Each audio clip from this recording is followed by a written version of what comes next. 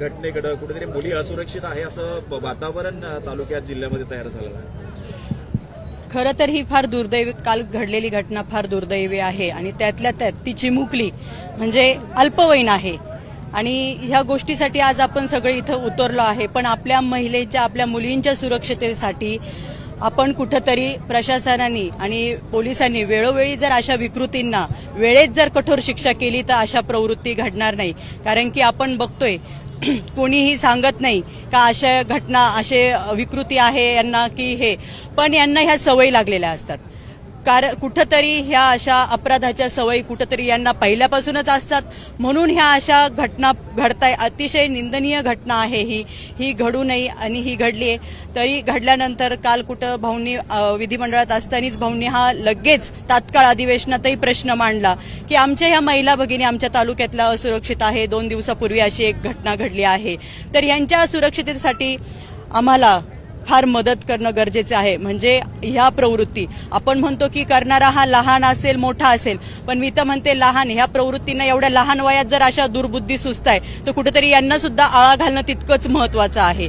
जर वेळोवेळी अशा विकृतींना शिक्षा झाली, कठोर शिक्षा झाली, तर पुन्हा अशा विकृती की यांचं बघून आपण बघतो या सोशल मीडिया मार्फत भरपूर काही पसरलं जाते, तर यांच्या मार्फत हे परत घडणार नाही, परत या दुसऱ्या विकृती डोकं काढणार नाही। त्यासाठी यांना वेळोवेळी शिक्षा होणं तितकंच गरजेचं आहे। आणि भाऊंनी सुद्धा काल विधिमंडळात हाच प्रश्न मांडला आणि महिला आपल्या बाल विकास मंत्री आदिती तटकरे त्यांनाही तेच मागणी केली की आमच्या हिला आर्थिक मदत व्हावी आणि कठोरात कठोर कारवाई त्या आरोपीला व्हावी आणि पटकन शिक्षा व्हावी। ग्रामीण भागातील मुली लांबून प्रवास करून येतात, शाळेत जातात, मात्र त्याच्या सुरक्षतेबाबत कुठल्याही उपाययोजना केल्या जात नाही। सीसीटीव्ही ग्रामीण भागात नाही, त्यामुळे आरोपी सुद्धा सापडते। काय मागणी कराल?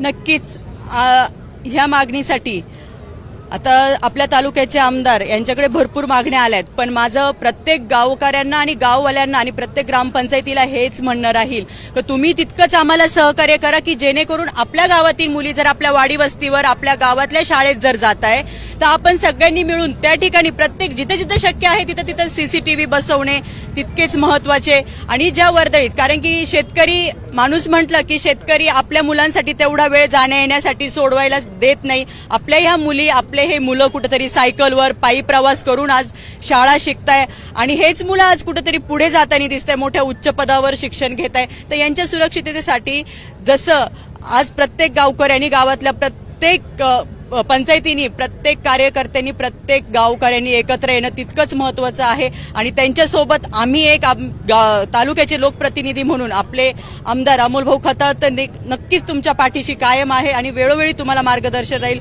तुम्हाला कधी कसली कुठे अडचण कमी पडू देणार नाही।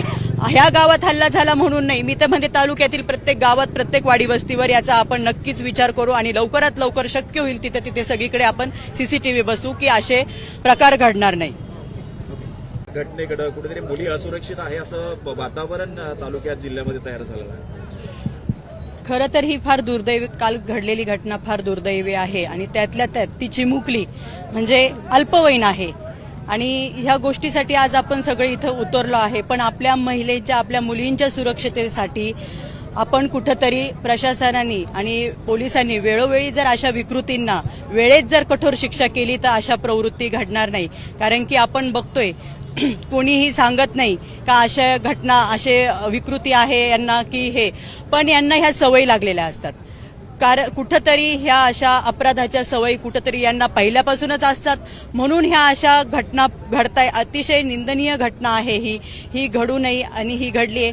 तरी घडल्यानंतर काल कुठं भाऊंनी विधिमंडळात असतानाच भाऊंनी हा लगेच तात्काळ अधिवेशनातही प्रश्न मांडला की आमच्या ह्या महिला भगिनी आमच्या तालुक्यातल्या असुरक्षित आहे। 2 दिवसापूर्वी अशी एक घटना घडली आहे, तर यांच्या सुरक्षिततेसाठी आम्हाला फार मदत करणं गरजेचं आहे। म्हणजे ह्या प्रवृत्ती आपण म्हणतो की करणारा हा लहान असेल मोठा असेल, पण मी तर म्हणते लहान ह्या प्रवृत्तींना एवढ्या लहान वयात जर अशा दुर्बुद्धी सुचताय तर कुठेतरी यांना सुद्धा आळा घालणं तितकंच महत्वाचं आहे। जर वेळोवेळी अशा विकृतींना शिक्षा झाली, कठोर शिक्षा झाली, तर पुन्हा अशा विकृती की यांचं बघून आपण बघतो या सोशल मीडिया मार्फत भरपूर काही पसरलं जाते. तर यांच्या मार्फत हे परत घडणार नाही, परत या दुसऱ्या विकृती डोकं काढणार नाही. त्यासाठी यांना वेळोवेळी शिक्षा होणं तितकंच गरजेचं आहे.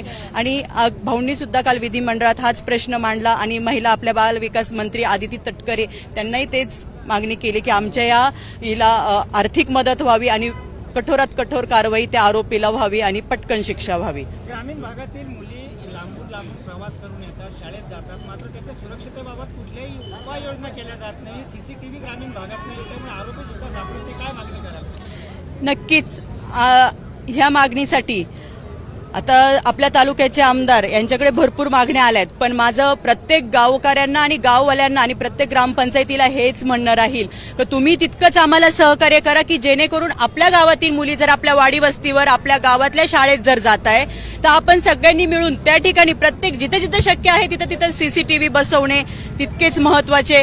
आणि ज्या वर्दळीत, कारण की शेतकरी माणूस म्हटलं की शेतकरी आपल्या मुलांसाठी तेवढा वेळ जाण्या येण्यासाठी सोडवायला देत नाही. आपल्या ह्या मुली आपले हे मुलं कुठेतरी सायकलवर पायी प्रवास करून आज शाळा शिकताय आणि हेच मुलं आज कुठेतरी पुढे जाताना दिसतंय, मोठ्या उच्च पदावर शिक्षण घेत आहे. तर यांच्या सुरक्षिततेसाठी जसं आज प्रत्येक गावकऱ्यांनी गावातल्या प्रत्येक पंचायतींनी प्रत्येक कार्यकर्त्यांनी प्रत्येक गावकऱ्यांनी एकत्र येणं तितकंच महत्वाचं आहे. आणि त्यांच्यासोबत आम्ही एक तालुक्याचे लोकप्रतिनिधी म्हणून आपले आमदार अमोल भाऊ खताळ तर नक्कीच तुमच्या पाठीशी कायम आहे आणि वेळोवेळी तुम्हाला मार्गदर्शन राहील. तुम्हाला कधी कसली कुठे अडचण कमी पडू देणार नाही. ह्या गावात हल्ला झाला म्हणून नाही, मी तर म्हणते तालुक्यातील प्रत्येक गावात प्रत्येक वाडी वस्तीवर याचा आपण नक्कीच विचार करू आणि लवकरात लवकर शक्य होईल तिथे तिथे सगळीकडे आपण सीसीटीव्ही बसवू की असे प्रकार घडणार नाही.